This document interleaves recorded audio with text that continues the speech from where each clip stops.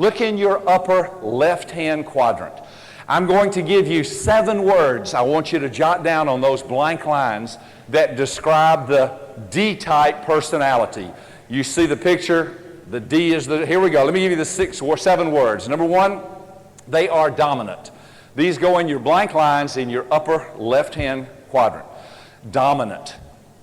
Very dominant. Like to be in charge. Number 2, they're very direct. When they ask you what time it is, just tell them. They don't want to know how the Big Ben clock was made or anything. Just, what time is it? All I want to know. Just get to the bottom line. Get there quick. Hurry up. Let's go. Number 3, they're very demanding. They push you a little bit. We all need some D in our life or we'll never get anything done. Dominant, direct, demanding. Next word, they're decisive. They are very decisive. Very decisive. They make up their mind about something. They may be wrong, but it doesn't matter if they're convinced. That's all that really matters. Very decisive. Next word, they're determined. They're very determined. They may be lost on a trip, but it doesn't matter. They're making good time. And that's the important thing. Just keep going. As a matter of fact, let me just tell you something that'll be very helpful. If you ever go on a trip with one of these, be sure and go to the bathroom before you leave the house. Because they're not going to stop.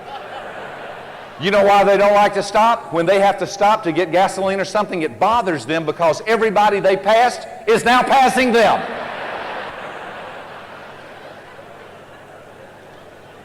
Next word, they are a doer. They're a doer. Don't talk about it. Do it. They are a doer. And the last word in each of our lists today, the last word is, that was a high-eye butterfly that was going by. The last word is, they tend to be, here's where they get in trouble. Sometimes they're too defiant. They're too defiant. Now, I love you, D's. I admire you, D's. I need what you have or I'll never grow in my own personal life. But sometimes, you know when D's were little kids, you know where they colored in their coloring books? Outside the lines. They've been coloring outside the lines their whole life. If you have one of these for a child, God bless you. They're hard to raise. They really are. We got married in 1970. 3 years later, our first child, Rachel, was born. July 31st, 1973.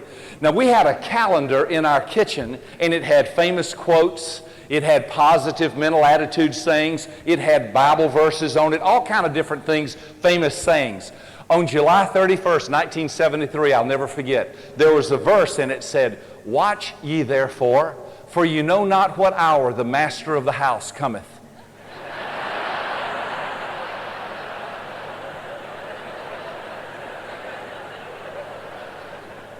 I believe God was trying to give me a hint saying, watch out, watch out. Well, anyway, little Rachel was born, and I loved her so much. She's just my first child, the first one to look at me and call me Daddy, and it was so wonderful. But as she grew up, she just seemed hard-headed. She seemed stubborn. She was not like me. She was not like her mother, and we kept trying to do different things to make her seem to be, you know, all of us have this attitude. We won't admit it, but we have this attitude towards other people. If I could make you more like me, you'd be a lot happier. Well, we didn't understand her. In 1985, a friend of mine was passing through town. Rachel was 12 years old. She was going on 13. And I had once read that Mark Twain said, when a child is born, put them in a barrel. Leave a hole big enough for air and water. When they become a teenager, plug up the hole. How many of you got a teenager at home right now? Can I see your hands? God bless you. How many have ever been a teenager? Can I see your hands? Okay. That's most. So Rachel was going on her teenage years, and I loved her. I was so discouraged. You have to understand, I did not know how to counsel her. I really didn't know anything about rearing her, and I was so discouraged. Well, a friend of mine was passing through town, and I told him, I said, I wish you'd really pray for me or something. I'm so discouraged. He said, what's wrong? I said, Rachel's killing me. I said, you know, we have 4 children, and Rachel's the oldest, and the other 3 are not like her. She's just different. And he looked at me and he said, have you ever given her a personality profile assessment? I said, a what? He said, a personality profile assessment. I said, I've never heard of that. What is that? He said, it's an assessment. You can give them to children, to teenagers, or to adults to understand their style. And he said, I have one. Do you want me to give it to Rachel? And I said, would you? He said, yeah, I'd be happy to. So he sat down with Rachel, and he gave her this assessment. And then Rachel went on outside to play or something, and he scored it. And he looked at me, and he said, wow, Rachel scored real high D. First time I'd ever heard that. And I said, what does that mean? He said, D, you know, dogmatic, domineering, driving, demanding, determined, decisive, dictatorial, defiant, a director, a doer. I said, that's right. How'd you know that? He said, well, that's how she scored on her assessment. He said, let me ask you something. Do you ever have any trouble with her at bedtime? I said, oh, bedtime. I said, every night it's a war. He said, I'm just curious. He said, what do you tell her at bedtime? I said, well, I usually say, Rachel, you need to be in bed by 10 o'clock. He said, well, that may be what you say, but that's not what she hears. What she hears is, you want to fight?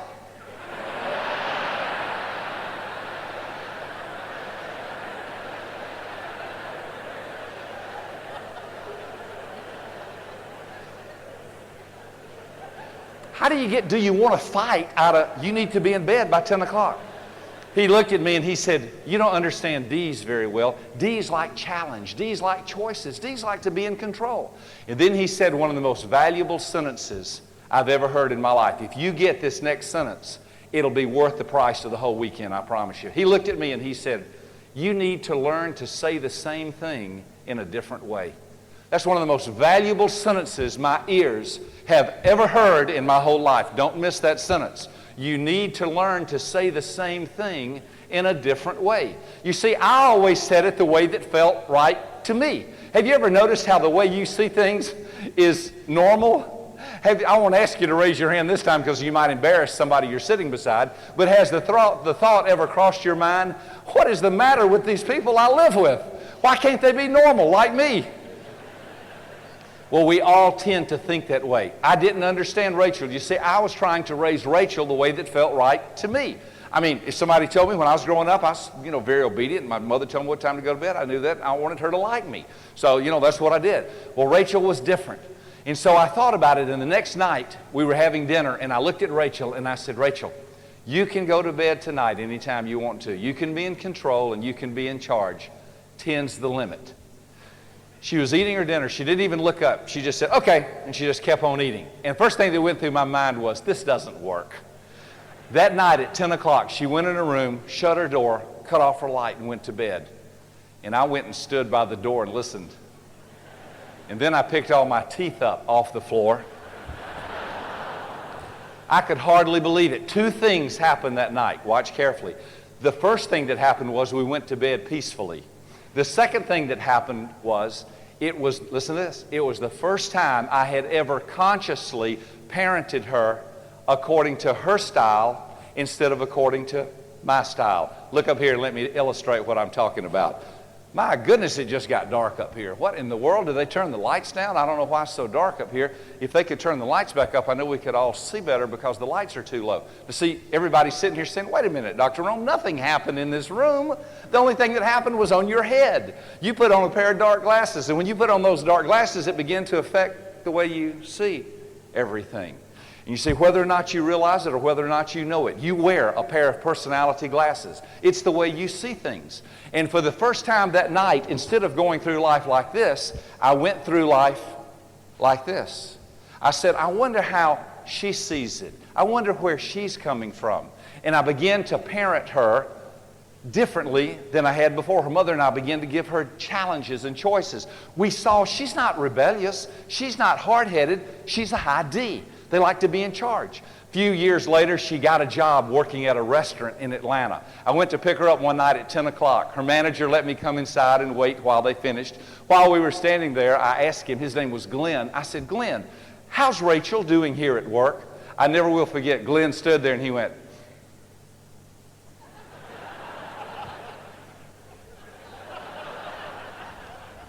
he said, Rachel's not like anybody I've ever met before. If somebody's not doing their job here, she takes their job away from them. He said, I'm just concerned she has her eye on my job. I thought, that's my girl. That's the way they are. They love to have fun. Let me give you some words. Fill in the blanks. Fill in the blanks. We're still up there in the upper left-hand corner. I like to win. I like to win. I like to plan for the future. I like to plan for the future. I like new ideas. I like new ideas. I like results. I like to be my own boss. I like to move fast. And I like a challenge. And I like a challenge. Notice the secret tip for the D's: before you can be in authority, you must learn to be under authority. Now, we're going to come back just a little bit. Everybody has had the opportunity so far. I'm just curious. We'll do this for each of the groups. How many of you, when we raised our hands and put our fingers in the quadrants a minute ago, how many of you, your fingers, this will probably be the smallest group, by the way, how many of you, your fingers ended up in the D quadrant? Can I see your hands? Okay. Let's give all the D's a big hand. What do you say?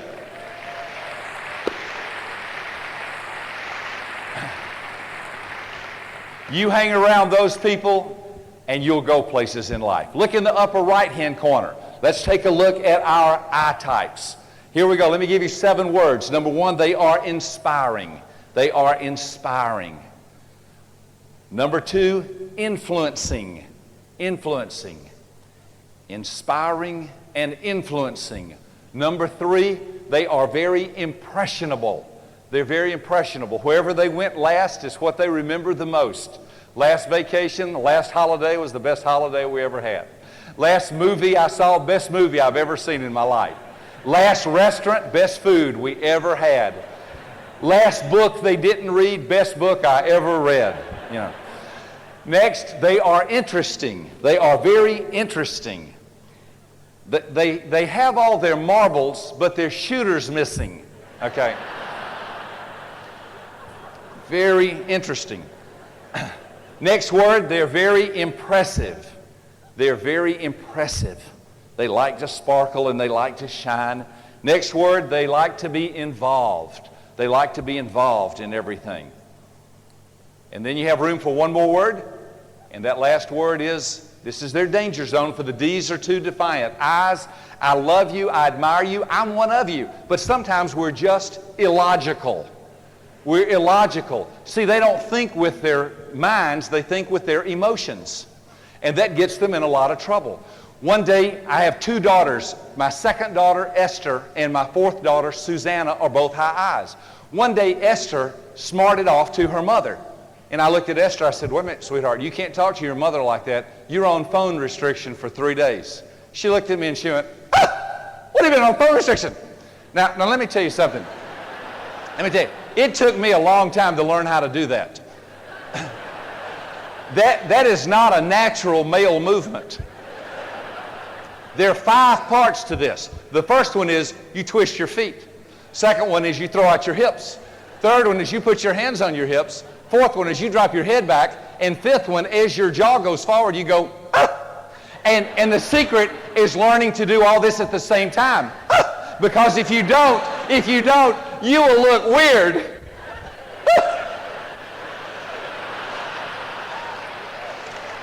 Wait.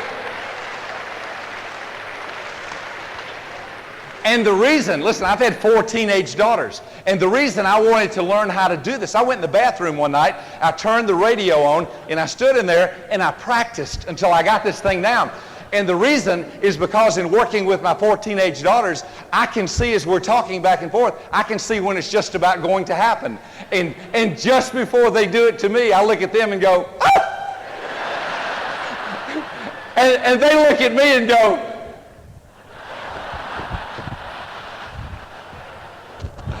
oh, it's so much fun. So Esther smarts off to her mother. And I say, well, young lady, you're on phone restriction 3 days. Ah, what do you mean on phone restriction?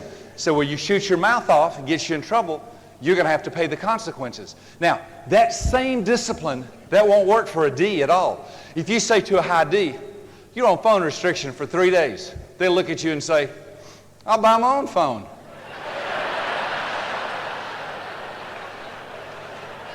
I don't need your phone. I'll be out of this house one day and I'll have plenty of phones. I'll also have money, Dad. You'll need a loan.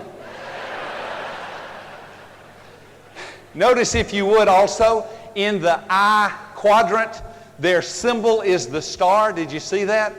There's nothing that makes an eye happier when you look at a high I child and they've done well in school and you say, oh, you've done such a good job. I'm going to put a red star by your name. Their attitude is,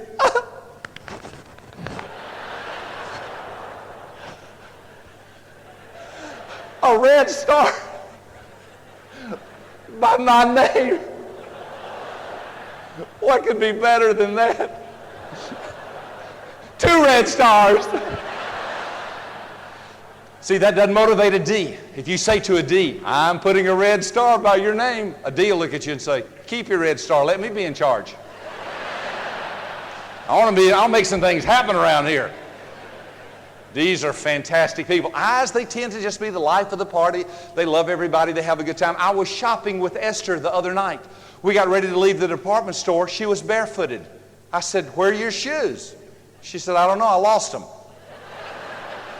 She said, I've been in and out of so many dressing rooms. I left them. And I said, do you think we should just leave them here? She said, well, Dad, I don't think I ought to go in there crawling on my hands and knees. There are other people trying on clothes. And I said, well, just go in there and kind of walk around and see if you can. I don't think we ought to leave your shoes here. So we finally found them. Well, on the way home, she said, I'm so thirsty. Can we stop and get something to drink? So we stopped at a little store, and we were walking around inside. And you think I talk fast? She talks twice as fast as I do. She walks faster than I do. Well, we were going through a store. She was about 5 feet in front of me as we were walking through the store. We got around a crowd of people, and she turned around and looked at me and said, sir, please quit following me.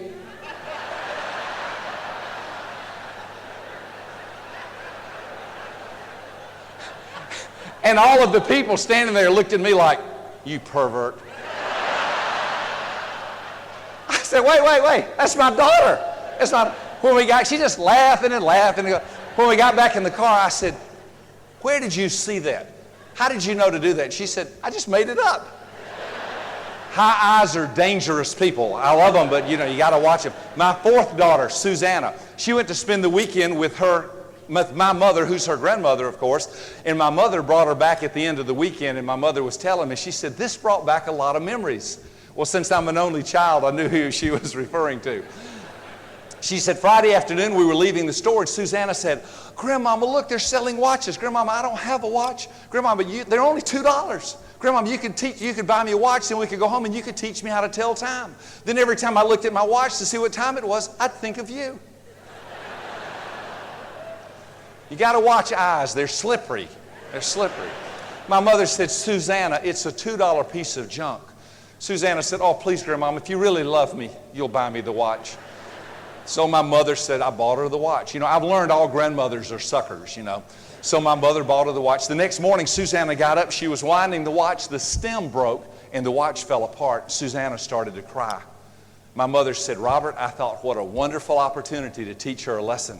She said, I looked at Susanna and said, Susanna, if you'd only listened to me, this never would have happened. I told you the watch was a $2 piece of junk to start with, but would you listen? Oh, no, you had to have the watch. Now the watch is broken. You're upset and crying. Again, I say, if you'd only listened to me, this never would have happened. Susanna looked at my mother and said, if I had only listened to you, I know I should listen to you, but I'm just a little kid. You listen to me. That's why we have this problem.